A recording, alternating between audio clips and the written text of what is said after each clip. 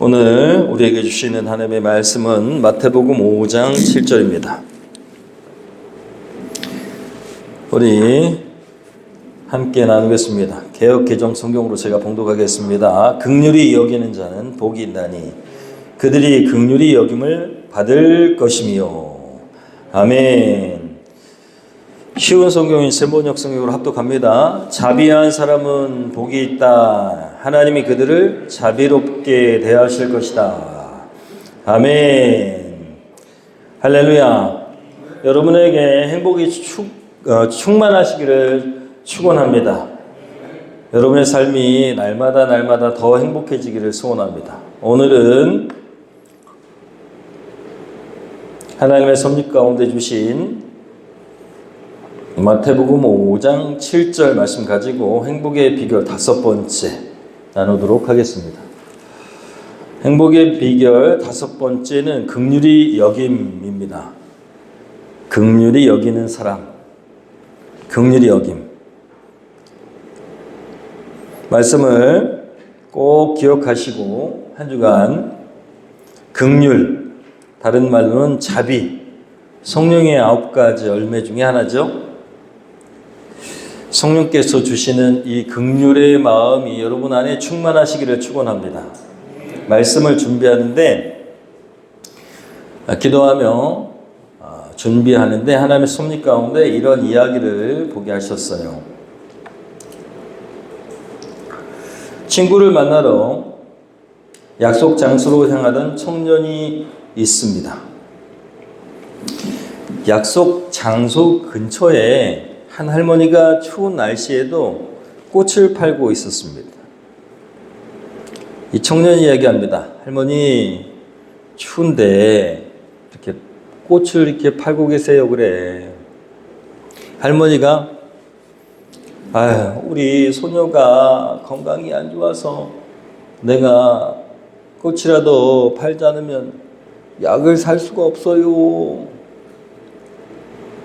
남자는 불쌍하니까 원래 꽃값보다 더 많은 돈을 할머니한테 지어주면서 꼭 좋은 일이 있으실 거예요 하고 그 꽃을 큰 가격에 더 많은 돈을 주고 샀습니다.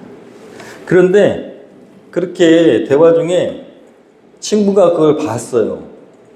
그러면서 친구가 오더니 한심하다는 듯이 그 할머니 사기꾼이야. 우리 동네에서는 모르는 사람이 없어. 소녀가 아프다지 하면서 이야기하는 거예요. 요즘 세상에 그런 사기를 당하면 어떻게 해 하면서 친구가 얘기하는데 이 꽃을 산 사람이, 젊은 청년이 활짝 웃으면서 그래? 그럼 정말 잘 됐네. 아픈 손녀가 없다는 거잖아. 잘 됐네 하는 거예요. 여러분, 이 이야기가 해외에서 제작한 CF의 내용 중에서 칸 국제 광고자에서 은상을 받았답니다.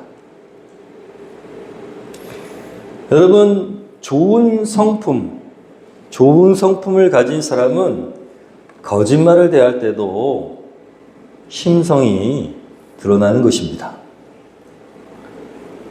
여러분, 우리의 연약함을 아시는 주님이 우리를 용납해 주셨듯이 잘잘못을 따지기보다 사랑으로 다가가고 배려해 주는 성숙한 성품을 가진 여러분 그리스도인이 되기를, 저와 여러분이 그런 사람이 되기를 축원합니다. 세상은 얼마나 많이 잘잘못을 막 따지고 있습니까? 여러분, 이 이야기에서 꽃을 사고 손녀가 아프지 않다니 너무 다행이네 라고 한 이 사람의 이 마음이 바로 긍휼입니다. 다른 말로는 뭐요? 자비. 여러분, 이 긍휼과 자비는 사랑이라는 단어의 또 다른 버전입니다. 예수님은 바로 이 긍휼의 마음을 지니는 사람이 행복하다고 말씀하시는 거예요. 마태복음 5장 7절은 긍휼히 여기는 자는 복이 있다. 자비한 사람은 복이 있다라고 선포합니다.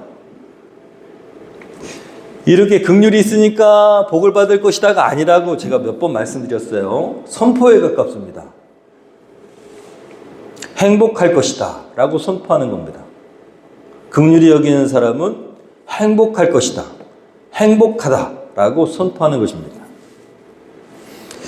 자, 마음에 긍휼을 품고 있는 사람은 여러분 세상을 따뜻하게 합니다. 예수 그리스도의 마음을 소유하고 있기 때문에 그의 세상은 하나님 나라가 되는 것입니다. 행복은 세상에서 추구하는 돈, 명예, 권력 이런 것들의 소유에 비례하지 않습니다. 행복은 그리스도 예수의 마음을 얼마만큼 가지고 있는가에 비례합니다. 오늘 여러분 이 긍휼은 말이죠, 마음의 감정이 아니라 삶의 방향임을 아시기를 축원합니다. 그 길을 선택한 사람의 그 길이 참된 행복이 있다는 것을 예수께서 선포하시는 겁니다. 그 감정이 아니라 삶의 방향성이고 행동이라는 거예요. 여러분, 예수께서 말씀하시는 이 긍휼은요, 순간적인 연민이 아닙니다. 여기서 긍휼이라는 단어는 헬라어 엘레오스라고 합니다. 엘레오스. 뭐라고요? 엘레오스. 가장 일반적으로 고통받는 대상을 불쌍히 여기는 것, 적극적으로 돕고자 하는 그 마음, 그리고 하나님과의 관계에서 보면 하나님의 은혜와 자비의 개념으로 이 엘레오스라는 단어가 사용된다는 거예요. 다시 말해서 타인의 고통 앞에서 눈 감고 외면하지 않기로 결정하는 마음이 바로 뭐라고요? 긍휼이라는 것입니다. 자비라는 것입니다. 히브리어로 이 엘레오스와 비슷한 단어는 히브리어로는 구약 성경의 언어죠, 헤세드라고 합니다. 또 라함이라고 하는 단어도 있어요. 이 헤세드, 라함, 특히 이 라함이라는 단어는 어머니의 뱃속 자궁을 뜻합니다. 여러분, 어머니의 뱃속에 태아가 있으면 엄마가 다른 거 생각하지 않고 이 뱃속에 있는 태아에게만 집중합니다. 아시죠? 저는 애를 배보지 못해가지고. 근데 적어도 압니다. 임신하고 있는 엄마는 애에 온통 집중하죠. 그 생명을 지키기 위해서 무엇이든 합니다. 그 태아를 향한 어머니의 본능적인 사랑과 긍휼을, 그것을 라함이라고 합니다. 모성애와 같다라는 것이죠. 여러분, 하나님이 우리 불쌍히 여기시는 마음이 그 모성애와 같은 마음이라는 거예요. 그게 바로 하나님의 사랑, 긍휼, 자비라는 것입니다. 여러분, 잊지 말아야 됩니다. 하나님은 조건적으로 우리를 사랑하시지 않습니다. 늘 말씀드리지만 신천지 같은 이단은 하나님 우리를 조건적으로 사랑한다고 착각하게 만들어요. 성경 공부를 하고 말씀을 많이 알아야지, 그래야 구원받을 수 있다고 얘기합니다. 세상의 모든 종교는 다 그런데 유일하게 기독교만 하나님이 조건적으로 없이 사랑하신다는 거예요. 뭘 하지 않아도. 왜? 여러분, 태아가 나한테 행복을 주기 때문에 그 태아를 엄마가 사랑합니까? 아니요. 그 태아 자체만으로 행복한 거예요. 뱃속에 있는 그 내 아이, 그 아이를 향한 그 마음을 하나님의 긍휼이라고 표현할 수 있고, 그 마음을 가진 사람이 세상 가운데 행복하다는 것입니다. 여러분, 엄밀히 말하면 긍휼은 감정이 아닙니다. 동정하는 마음하고 다릅니다. 삶의 방향과 실천적인 문제라는 거예요. 그 사람을 향해 다가갈 것인가, 아니면 내 삶의 편안함을 지키기 위해서 돌아설 것인가 라는 선택의 기로에 있는 것이 바로 여러분 긍휼입니다. 동정하는 말은 긍휼과 다른 이유가 뭐냐면, 동정은 너무 안 됐다 라고 말하면서 거리를 유지할 수도 있습니다.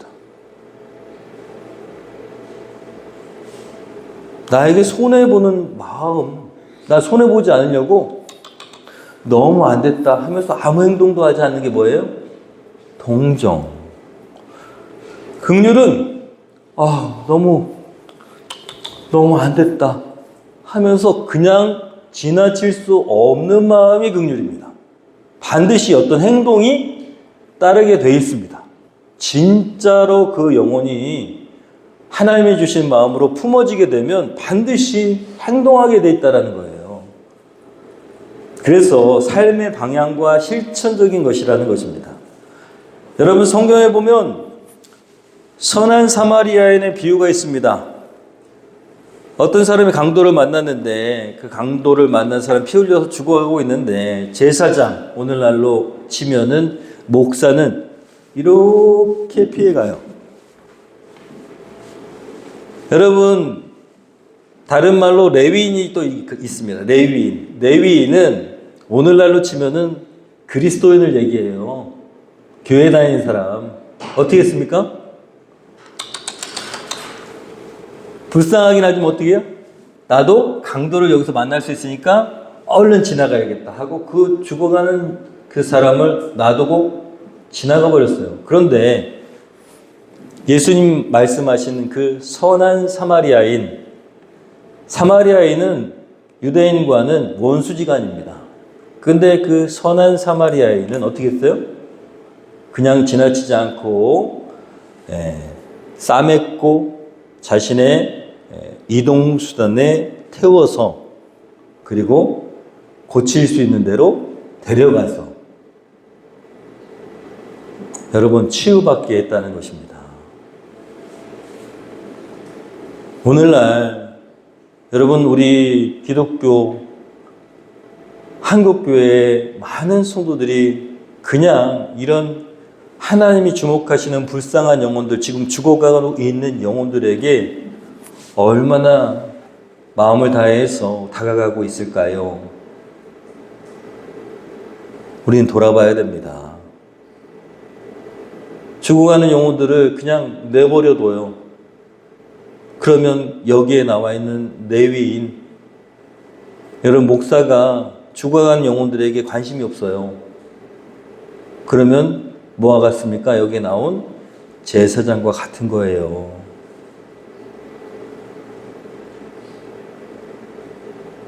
그 영혼은 상처받아서 지금 교회를 떠나 있는데, 그런데 그냥 다른 수평이동 성도 받으려고 거기에만 집중해가지고, 여러분 엘리베이터에 교회 광고가 얼마나 많은지 아십니까?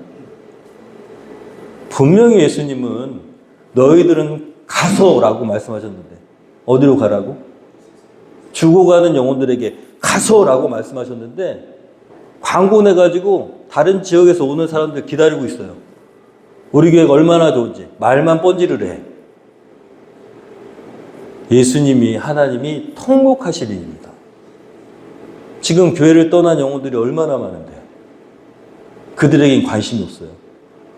그저 이사 오는 영혼 우리 교회에 어떻게 끌어들일까?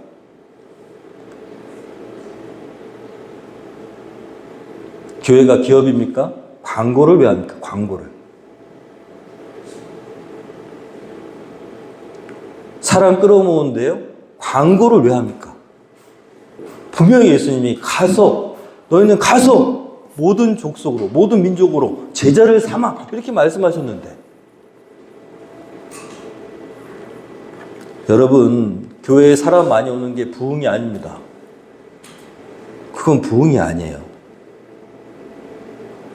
그거는 모집하는 거지. 진짜 부흥은 어떤 영혼이 변화돼서 그리스도인이 되고, 그 변화된 그리스도인이 마음이 변화되고 삶이 변화돼서 다른 사람에게 영향력을 끼쳐서 그 영혼이, 다른 영혼이 구원받는 것입니다. 그게 부흥이에요. 여러분, 왜 예수님이 이런 긍휼, 언제나 자신의 삶의 일부를 내어놓을 수밖에 없는 이 선택, 이 긍휼, 비용을 지불하는 것, 이것을 행복의 비결이라고 하셨을까요? 여러분, 그 이유는 분명합니다. 이 긍휼은 하나님의 성품을 담는 가장 좋은 삶의 형태이고 태도이기 때문입니다. 분명히 나와 있잖아요. 긍휼히 여긴 자는 복이 있다니 행복할 것이니 하나님의 긍휼, 자비를 누리게 될 것이다 이거예요. 그것을 소유하게 될 것이라는 거예요. 그러니 행복하죠. 하나님께서도 그 영혼을 긍휼히 여기신다는 거예요. 그 하나님의 긍휼을 그 사람이 깨닫게 된다는 거예요. 내가 어떤 영혼을 긍휼하게 대하고 자비로 그렇게 행동할 때 하나님 나를 이렇게 사랑하시겠구나라는 걸 알게 된다는 거예요. 그래서 행복한 거예요. 하나님은 인간을 판단의 대상으로 먼저 보지 않으십니다. 고통 속에 있는 존재로 보셨고 그 인간의 고통 안으로 직접 들어오셨어요. 여러분, 출애굽기 34장 6절은 이렇게 기록합니다. 여호와께서 그의 앞으로 지나가시며 선포하시되 여호와라 여호와라 자비롭고 은혜롭고 노하기를 더디하고 인자와 진실이 많은 하나님이라. 여러분, 여기 자비 하나님의 성품이죠. 긍휼, 은혜롭고 노하기를 더디하시고 그리고 인자와 긍휼이 풍성하신 하나님이 인간을 불쌍히 여기셔서 인간에게 오셨습니다. 그게 성육신이죠. 예수 그리스도. 역사적인 사건이에요. 하나님이 인간이 되셔서 이 땅 가운데 오셔서 인간의 고통을 함께 겪으시면서 인간을 불쌍히 여기시고 하나님의 자비를 베풀어 주신 그 사건. 여러분, 예수님의 이 말씀 그래서 조건문이 아니라는 거예요. 긍휼을 베풀면 복을 주겠다라는 약속이 아니라는 거예요. 약속이 아닙니다. 긍휼의 방향으로 살아가는 삶 자체가 이미 복된 삶이라는 거예요. 하나님의 긍휼을 누리는 삶이라는 거예요. 가정에서 긍휼이 사라지면 여러분, 가정은 평가와 침묵이 차지합니다. 가정에서 긍휼이 사라지잖아요. 그러면 배우자의 지친 표정을 보면서도 나도 힘들어, 당신만 힘들어? 라는 말이 나옵니다.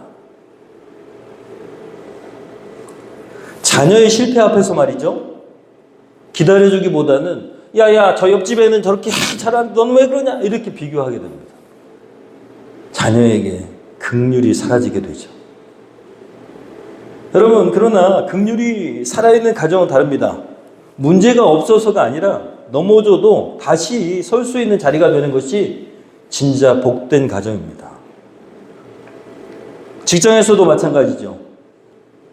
여러분, 직장은 성과와 효율, 얼마만큼 매출을 올리느냐, 얼마만큼 성장하느냐에 관심이 있는 곳인데 거기는 긍휼이 없어도 될 것 같지요. 그런데 긍휼이 사라진 조직에서는 관계가 끊어지기 때문에 그 조직은 오래가지 못합니다. 당장은 성과 위주인 것 같지만, 성과가 나는 것 같지만 결코 그 조직은 오래가지 못한다는 것. 그래서 모든 인간의 조직에는 긍휼이, 자비가 필요하다는 것입니다. 긍휼은 문제를 즉시 막아주는 것은 아니지만 관계를 무너지는 걸 여러분 막아주는 너무 축복된 하나님의 선물입니다. 예수님이 이 긍휼을 행복의 비결이라고 선언하고 계시는 것입니다. 여러분, 그래서 기도해야 됩니다. 성령님이 나에게 주실 그 아름다운 그리스도의 성품, 사랑과 희락과 화평과 오래 참음과 자비와 양선과 충성과 온유와 절제, 저에게도 그런 성품을 허락해 주시옵소서. 좋은 신앙에는 여러분 이런 예수 그리스도의 성품인 성령의 열매가 나타나는 것입니다. 기도해야 됩니다. 우리에게는 자비가 없어요. 원래 인간은요 그런 것들 소유할 수가 없습니다. 왜냐하면 죄되고 자기 자신만을 우선하기 때문에 이미 선악과를 따먹으면서 자신이 하나님 되려고 했고, 그래서 자비가 없어요. 하나님께서 부어주셔야만 진정한 자비를 소유할 수 있습니다. 긍휼을 소유할 수 있습니다. 여러분, 이 말씀을 준비하면서 주님께서 알게 하신 것이 있습니다. 한국전쟁, 우리 6.25죠? 한국전쟁 당시의 기록을 보면 피난길에서 자식을 먼저 살리고 자신은 남아 희생한 어머니들의 증언이 여러 공식 자료에 있대요. 국사편찬위원회, 전쟁기념관, 구술사 자료에는 마지막 순간까지 자녀의 손을 꼭 붙잡고 그 눈보라가 막 치는 그 겨울에 자식의 손을 잡고 살아서 꼭 돌아오거나 라고 말씀하시는 그 어머니의 이야기가 기록되어 있다는 거예요. 살아서 꼭 돌아오거나. 어디로? 집으로. 여러분, 그 피난길에서 그 전쟁통에 이런 증언들이 엄청 많이 반복돼서 그렇게 기록되어 있대요. 피난길에 혹시 자녀에게 누가 될까봐. 내 늙은 내가 그 피난길에 같이 따라 나섰다가 자식이 발목을 잡을까봐. 어떤 얘기를 한다고요? 살아서 꼭 돌아오거라. 여러분, 그분들이 영웅이 되기 위해서 그런 선택을 했을까요? 영웅이 되기 위해서? 아니요. 옳고 그름을 계산할 여유도 없는 거죠. 그냥 자식을 향한 사랑 때문에 그저 나오는 선택, 그 행동인 것입니다. 이 어머니의 사랑이 바로 이 긍휼이라는 것이라는 거죠. 강해 보이지 않지만 어머니는 강하게 선택하는 것이죠. 여러분, 여자는 약하지만 어머니는 강하다는 얘기가 바로 그것입니다. 왜 강합니까? 그 안에 사랑, 긍휼, 자비 이런 마음이 품어져 나오기 때문입니다. 오늘 우리에게 예수님이 질문하십니다. 전쟁과 같이 소란한 세상 틈에서 너는 지금 어떤 방향으로 어떻게 선택하며 가고 있느냐라고 질문하시는 것입니다. 우리는 또 한 주간 또 이 전쟁통과 다름없는 세상의 쇠파와 싸워야 됩니다. 그리스도인이라고 먹고 사는 문제가 만만하다고 얘기하는 사람은 없습니다. 세상 속에서 살아가야 되기 때문에 세상의 논리와 세상의 법에 휩쓸릴 때가 있죠. 예수님이 말씀하십니다. 너는 지금 어떤 방향으로 어떻게 결정하며 살아가고 있느냐? 여러분, 판단의 방향입니까? 긍휼의 방향입니까? 편안함을 지키는 방향입니까? 누구를 향해 다가가고 있는 그런 방향성을 갖고 계십니까? 긍휼은 거창한 행동에서 막 나를 엄청 막 확 희생해서 그렇게 나타나기보다는 우리가 할 수 있는 긍휼은 아주 작습니다. 뭐 가족에게 싫은 말을 들었을 때 한 번 더 기다려주는 것. 관계 가운데 말하고 싶은데 그냥 더 참아내는 것. 이런 작은 선택에서 시작되는 것이죠. 여러분, 결단에 맞는 작은 실천사항 이번 주에 꼭 한 번쯤은 실천해 보시기를 예수님의 이름으로 축원합니다. 긍휼은 성경에 나와 있고 예수님이 가지고 계신 성품이며 그리스도인이라면 예수님을 닮아서 가지고 살아가야 되는 성품입니다. 여러분, 예수님은 자신을 조롱하고 그리고 못 받고 괴롭히고 또 그렇게 아픔과 고난이 있고 너무 고통스러운 십자가, 그 십자가에 달려서도 하나님께 기도하죠. 얼마나 고통스러우셨을까요? 그런데 거기에서 자신을 저주하는 사람들을 향해서 저들이 알지 못해 그런 것입니다. 하나님, 저들을 용서하여 주시옵소서라고 하시는 말도 안 되는 기도를 하셨어요. 이것이 우리가 따라가야 될 길입니다. 쉽지 않지만. 여러분, 이렇게 긍휼을 나타내는 삶이 되기 위해서 이번 주 가정과 또 여러 사람과의 관계 가운데 여러분 즉각적으로 반응하지 않고 한 번쯤은 멈춰가지고 예수님이 주신 이 마음, 이번 주 긍휼이라는 단어를 떠올릴 수 있는, 자비라는 단어를 떠올릴 수 있는 저와 여러분 되기를 소원합니다. 바로 반응하지 않아야 그렇게 떠올릴 수 있습니다. 사단은 끊임없이 우리를 공격할 것입니다. 그때 딱 멈춰서 말하기 전에 주일 말씀이 뭐였지? 라고 떠올릴 수 있는 그런 능력을 갖추기 위해서 기도하는 우리가 되기를 소원합니다. 여러분, 마음을 상하게 하는 사람, 그런 사람에게 마음을 상하게 하는 사람에게 여러분 안부 메시지를 한번 전할 수 있는 그런 이것이 진짜 능력입니다. 여러분, 마음을 상하게 하는 사람한테 문자 메시지 보내는 게 쉬워요? 아니죠? 쉽지 않습니다. 좋은 말로 하기가 쉽지 않습니다. 그런데 여러분, 그리스도인이라면 성령님 의지해서 여러분 그 감정을 넘어설 수 있어야 됩니다. 여러분, 꼭 좋은 마음을 수여할 수 있도록 안부 메시지를 꼭 보내시고, 또 이렇게도 할 수 있습니다. 용서하기 어려운 사람을 위해서 1분 이상 꼭 하루에 한 번씩 기도할 수 있습니다. 나는 안 됩니다. 하나님, 미워 죽겠습니다. 그런데 이번 주 말씀이 그러니까 저에게 용서할 수 있는 마음, 용납할 수 있는 마음 주시옵소서. 그래서 여러분의 마음이 성령 안에서 변화되기를 소원합니다. 진짜 강한 마음을 소유하기를 원합니다. 진짜 강한 마음은 감정을 넘어서게 하시는 하나님을 경험하는 것입니다. 그게 바로 좋은 신앙이 되는 비결입니다. 행복하게 되는 비결입니다. 미워하는 사람이 많으면 절대 행복할 수 없습니다.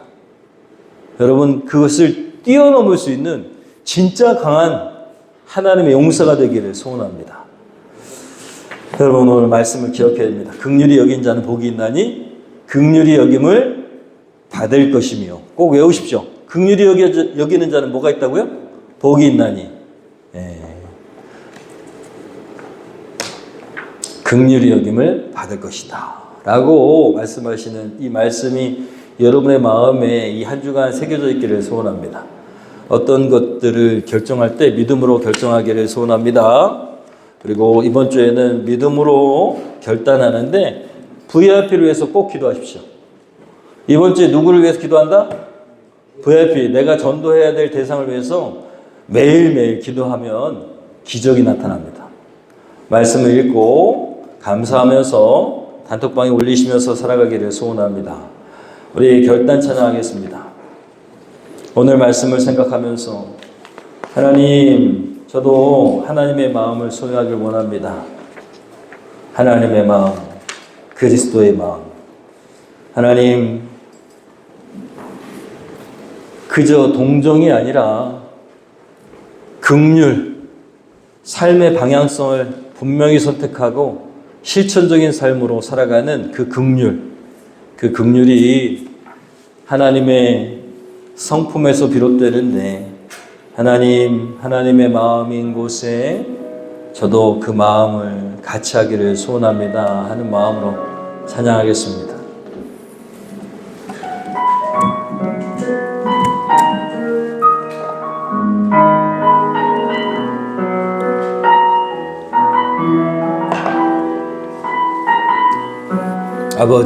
아버지 당신의 마음이 있는 곳에 나의 마음이 있기를 원해요.